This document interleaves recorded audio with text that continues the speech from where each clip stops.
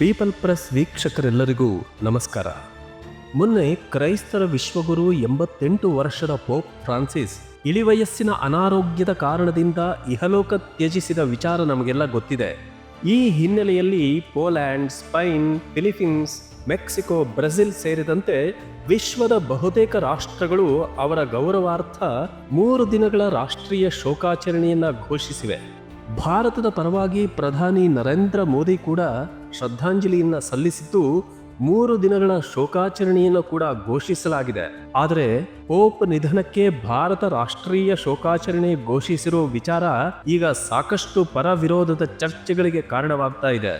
ಭಾರತದಲ್ಲಿ ಮತಾಂತರಕ್ಕೆ ಪ್ರೋತ್ಸಾಹಿಸಿದ ಧರ್ಮಗುರುವಿನ ಸಾವಿಗೆ ಮೋದಿ ಶೋಕಾಚರಣೆ ಘೋಷಿಸುವ ಅಗತ್ಯವಿತ್ತ ಅನ್ನೋ ಪೋಸ್ಟರ್ಗಳು ಸೋಷಿಯಲ್ ಮೀಡಿಯಾಗಳಲ್ಲಿ ಸಾಕಷ್ಟು ವೈರಲ್ ಆಗ್ತಿವೆ.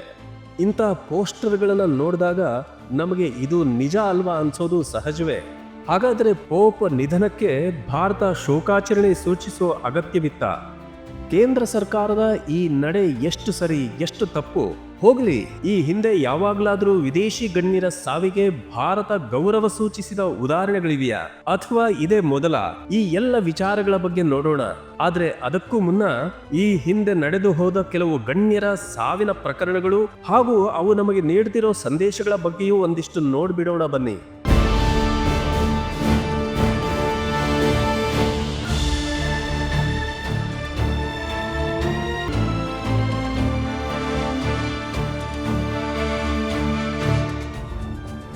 ಸ್ನೇಹಿತರೆ, 1966ರಲ್ಲಿ ಪ್ರಧಾನಿ ಲಾಲ್ ಬಹದ್ದೂರ್ ಶಾಸ್ತ್ರಿಗಳನ್ನ ಈ ದೇಶ ಕಳೆದುಕೊಂಡ್ಬಿಡ್ತು.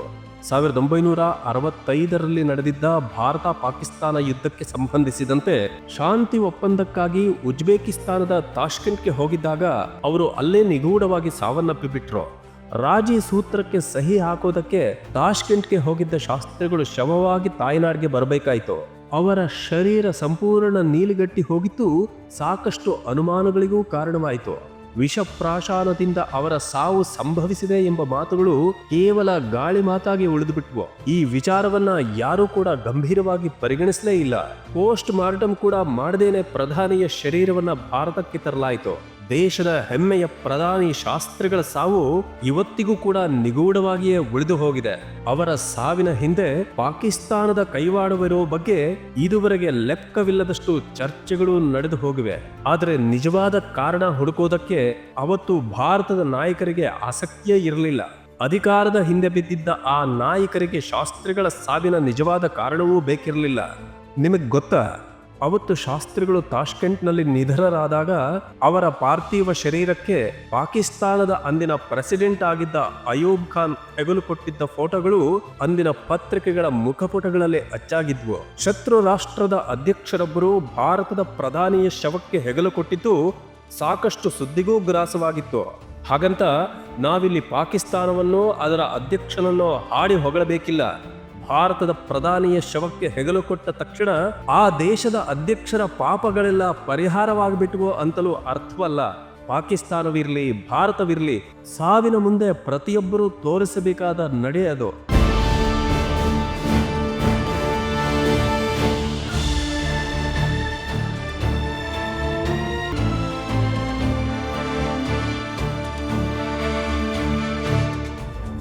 ಇನ್ನು ಮತ್ತೊಂದು ಘಟನೆಯನ್ನು ನಾವಿಲ್ಲಿ ನೆನಪು ಮಾಡ್ಕೋಬೇಕು.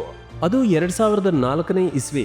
ದೇಶದ ಹೆಮ್ಮೆಯ ಸಂಗೀತಗಾರ್ತಿ, ಭಾರತ ರತ್ನ MS ಸುಬ್ಬಲಕ್ಷ್ಮಿ ಅವರು ನಿಧನರಾದಾಗ ನಡೆದ ಘಟನೆ ಇದು.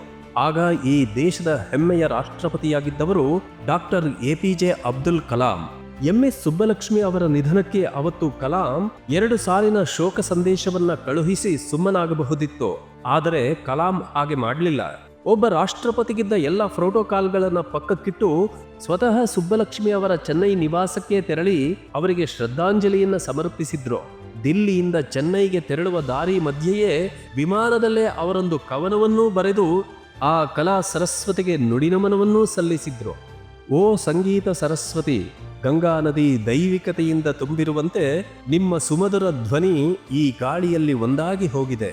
ಪ್ರತಿ ಮನೆಯನ್ನು, ದೇಗುಲಗಳನ್ನು, ಎಲ್ಲರ ಹೃದಯಗಳನ್ನು ನಿಮ್ಮ ಹಾಡಿನಿಂದ ಪರಿಶುದ್ಧಗೊಳಿಸಿದ್ದೀರಿ. MS ಸುಬ್ಬಲಕ್ಷ್ಮಿ ಅವರ ಕುರಿತು ಕಲಾಂ ಬರೆದಿದ್ದ ಪದ್ಯದ ಈ ಸಾಲುಗಳು ಅದೆಷ್ಟು ಅದ್ಭುತ, ಭಾವಪೂರ್ಣ ಅಲ್ವಾ? ನಿಜ, ಈ ದೇಶದ ಸಂಸ್ಕೃತಿ ಯಾವತ್ತೂ ಕೂಡ ಸಾವನ್ನ ಸಂಭ್ರಮಿಸಿಲ್ಲ, ಭವಿಷ್ಯದಲ್ಲಿ ಸಂಭ್ರಮಿಸೋದೂ ಇಲ್ಲ ಎಂಬುದಕ್ಕೆ ಕಲಾಂ ಅವರ ಈ ನಡೆ ಮತ್ತು ಈ ಪದ್ಯವೊಂದೇ ಸಾಕ್ಷಿ ಅಲ್ವಾ?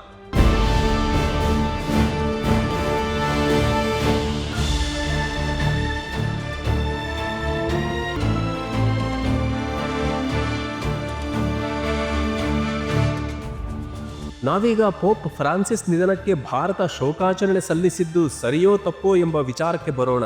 ಸ್ನೇಹಿತರೆ, ಅಂತಾರಾಷ್ಟ್ರೀಯ ನಾಯಕರು ತೀರ್ಕೊಂಡಾಗ ಅವರ ಗೌರವಾರ್ಥ ಭಾರತ ರಾಷ್ಟ್ರೀಯ ಶೋಕಾಚರಣೆ ಘೋಷಿಸೋದು ಹೊಸ ವಿಚಾರವೇನೂ ಅಲ್ಲ, ಇದೇ ಮೊದಲೂ ಅಲ್ಲ. ಇವತ್ತು ಹಿಂದೂಗಳನ್ನು ಅತ್ಯಂತ ನಿರ್ದಯವಾಗಿ ನಡೆಸಿಕೊಳ್ತಿರೋ ನೆರೆಯ ರಾಷ್ಟ್ರ ಬಾಂಗ್ಲಾದ ನಾಯಕ ಶೇಖ್ ಮುಜಿಬುರ್ ರೆಹಮಾನ್ 1972ರಲ್ಲಿ ತೀರ್ಕೊಂಡಾಗಲೂ ಕೂಡ ಭಾರತ ಶೋಕಾಚರಣೆಯನ್ನ ಘೋಷಿಸಿತ್ತು. ಆ ಮೂಲಕ ಅಂದಿನ ಪ್ರಧಾನಿ ಇಂದಿರಾ ಗಾಂಧಿ ಮುಜಿಬುರ್ ರೆಹಮಾನ್ಗೆ ಶ್ರದ್ಧಾಂಜಲಿಯನ್ನ ಸಲ್ಲಿಸಿದ್ರು. ಶತ್ರು ರಾಷ್ಟ್ರದ ನಾಯಕರು ಸತ್ತಾಗಲೂ ಕೂಡ ಭಾರತ ಅವರಿಗೆ ಅಗೌರವ ಸೂಚಿಸಿಲ್ಲ ಅನ್ನೋದಕ್ಕೆ ಇದೊಂದು ಬೆಸ್ಟ್ ಎಕ್ಸಾಂಪಲ್. ಇದು ಈ ದೇಶದ ಸಂಸ್ಕೃತಿ. ಅಷ್ಟೇ ಅಲ್ಲ, 1963ರಲ್ಲಿ ಅಮೆರಿಕ ಅಧ್ಯಕ್ಷ ಜಾನ್ ಎಫ್ ಕೆನಡಿ ಹಂತಕರ ಗುಂಡಿಗೆ ಬಲಿಯಾದಾಗ, 1965ರಲ್ಲಿ ಬ್ರಿಟಿಷ್ ಪ್ರಧಾನಿ ವಿನ್ಸೆಂಟ್ ಚರ್ಚಿಲ್ ಸಾವನ್ನಪ್ಪಿದಾಗಲೂ ಕೂಡ ಭಾರತ ಈ ಇಬ್ಬರು ಗಣ್ಯರಿಗೆ ಶೋಕಾಚರಣೆಯ ಮೂಲಕ ಗೌರವವನ್ನ ಸಮರ್ಪಿಸಿತ್ತು. ವಿಶೇಷ ಅಂದ್ರೆ ಜಾನ್ ಎಫ್ ಕೆನಡಿ ತೀರ್ಕೊಂಡಾಗ ಅಂದಿನ ಪ್ರಧಾನಿ ನೆಹರು ಲೋಕಸಭೆಯಲ್ಲಿ ಅವರಿಗೆ ನುಡಿನಮನವನ್ನ ಸಲ್ಲಿಸಿ ಒಂದು ದಿನ ಕಲಾಪವನ್ನೇ ಮುಂದೂಡಿದ್ರು. ಇದೆಲ್ಲ ಹಳೆ ಕತೆ ಬಿಡಿ ಅಂತ ನೀವು ಹೇಳ್ಬೋದು, ಆದರೆ ಇತ್ತೀಚಿನ ವರ್ಷಗಳಲ್ಲೂ ವಿದೇಶಿ ನಾಯಕರು ತೀರ್ಕೊಂಡಾಗ ಅವರಿಗೆ ಗೌರವ ಸೂಚಿಸಿದ ಸಾಕಷ್ಟು ಉದಾಹರಣೆಗಳಿವೆ.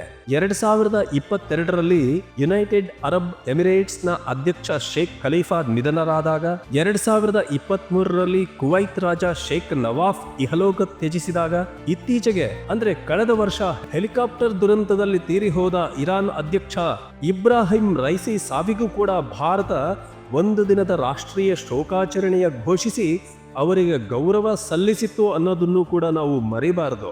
ಇದೀಗ ಪೋಪ್ ಫ್ರಾನ್ಸಿಸ್ ಅವರ ನಿಧನಕ್ಕೂ ಭಾರತ 3 ದಿನಗಳ ರಾಷ್ಟ್ರೀಯ ಶೋಕಾಚರಣೆಯನ್ನ ಘೋಷಿಸಿದೆ.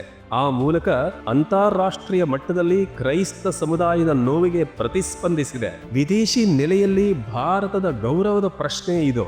ಹಾಗಂತ ಪೋಪ್ ಸಾವಿಗೆ ಗೌರವ ಸೂಚಿಸಿದ್ದನ್ನ ನಾವು ಕ್ರೈಸ್ತರು ನಡೆಸೋ ಮತಾಂತರಕ್ಕೆ ತಾಳೆ ಹಾಕಬೇಕಿಲ್ಲ.